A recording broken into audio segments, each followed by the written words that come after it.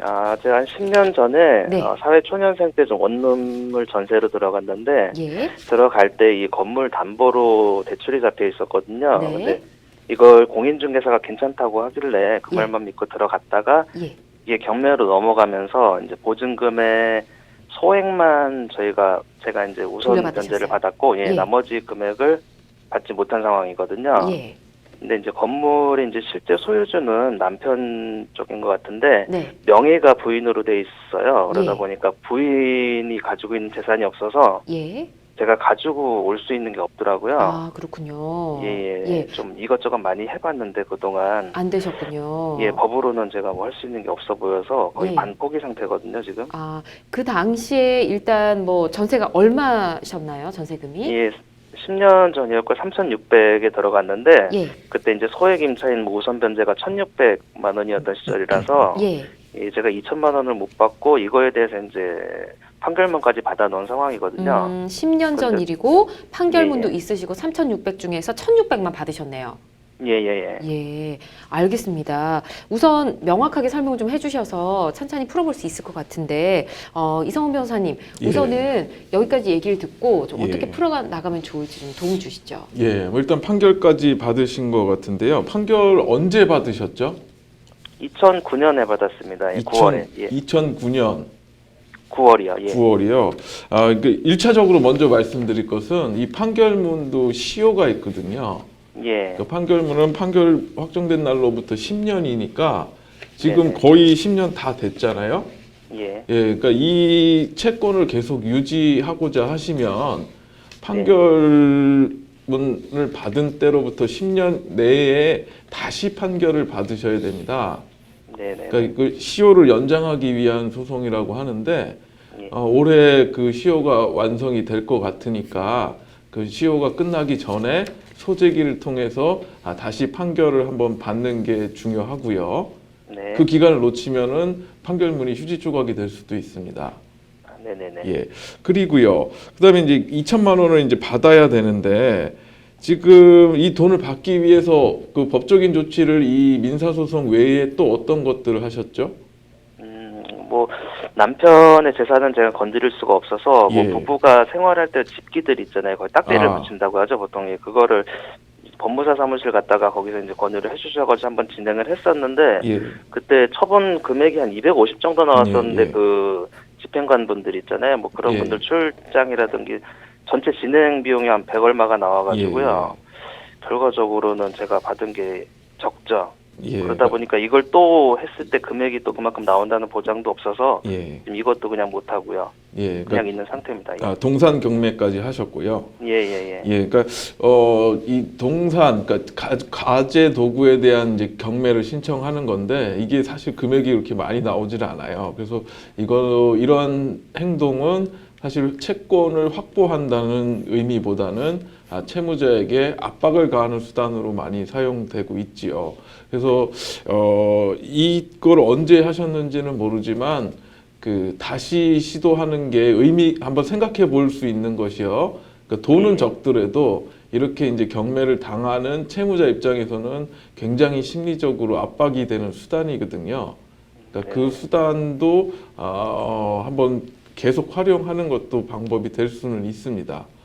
그 다음에 또 이제 한 가지 해볼 수 있는 게 이제 공인중개사한테 책임을 묻는 방법도 있는데요.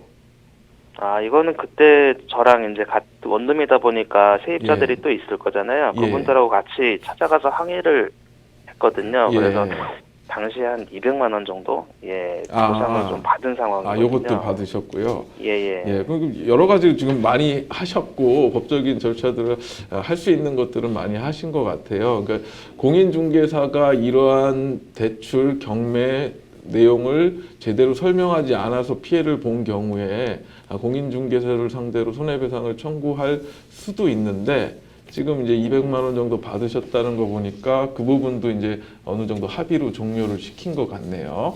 네네. 그렇다면은 이제 그 판결문을 통해서 집행하는 방법 외에는 없는데요. 그리고 이럴 경우에 또 한 가지 생각해 볼 수 있는 게 이제 사기죄로 채무자를 이제 고소하는 방법도 있기는 하거든요. 근데 그 사기죄가 성립되기 위해서는 이미 뭐 경매로 다 넘어가게 된 집을 세입자에게 속여서 살도록 한 다음에 전세금 내지는 보증금을 편취하였다, 뭐 이런 논리로 고소를 할 여지가 있는데, 지금 10년이 넘었기 때문에 뭐 사실 공소시효가 다 끝났을 것으로 보이고, 그럼 이 방법도 이제는 안 되고요. 결국 남은 것은 뭐 채무 불이행자 명부에 등재시키는 방법이 하나 있고요. 네네. 예, 이렇게 등재를 시키게 되면 뭐 예. 직접적으로 돈을 받을 수 있는 방법은 아닌데, 흔히 생각해서 채무자를 신용불량자로 만드는 겁니다.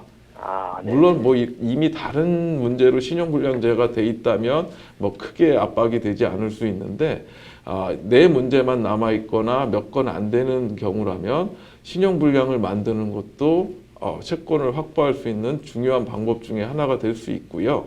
많이 불편하니까요, 신용사회에서. 그다음에 재산명시 제도라는 게 또 하나 있거든요. 이것도 뭐 크게 실효성 있는 제도는 아니지만, 법원을 통해서 채무자에게 당신이 갖고 있는 재산을 법원에 신고하라고 명령하는 겁니다. 그래서 채무자 스스로 자신의 채무에 대해 자신의 재산에 대해서 법원에 신고를 하게 되면, 그 중에서 내가 집행할 만한 재산이 있으면 강제 집행을 시도할 수도 있고요. 이 과정에서 채무자가 허위로 신고를 했을 경우에는 처벌을 받을 수도 있고, 신고를 하지 않을 경우, 그러니까 해태했을 경우에는 감치라고 해서 구치소에 가두기까지 합니다. 그래서 현실적으로 이게 실효성이 있는 제도로 많이 알려지지도 않았고, 실효성이 있다고 제가 장담 드릴 수는 없지만, 이 두 가지 방법도 한번 시도해 볼 필요는 있다, 그렇게 말씀드리겠습니다. 네, 좀 도움이 되셨나요? 네, 좀 몰랐던 부분이네요, 이건. 예, 좀 추가로 궁금하신 점은 없으실까요? 만약에 재산 명시를 하고 나서 제가 이걸 확인하기 전에 그 재산을 처분을 할 수도 있나요, 이 사람이? 그럴 가능성도 있을까요? 그러니까 지금 상태에서 재산을 처분을 하게 되면 이제 사회행위 취소라고 해서 그 처분한 재산을 취소시키는 소송을 할 수도 있고요.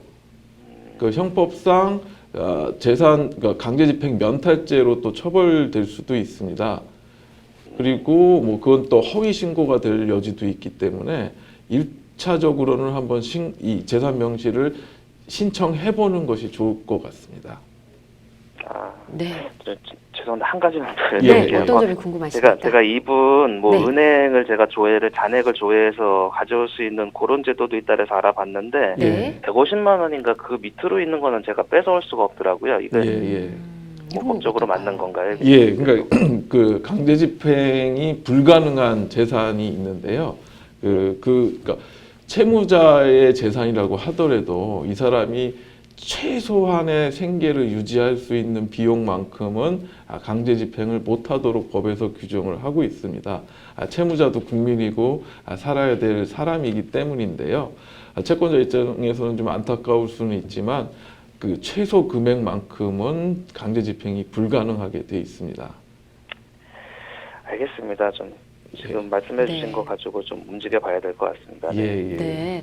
우선은 지금 말씀해 주신 채무 불이행자 명부에 올리는 첫 번째 방법 말씀해 주셨고, 두 번째 재산 명시 제도에 대해서도 설명을 해 주셨으니까 일단 진행해 보시고요. 또 뭔가 막히시면 또 법률 상담으로 전화 주시기 바랍니다.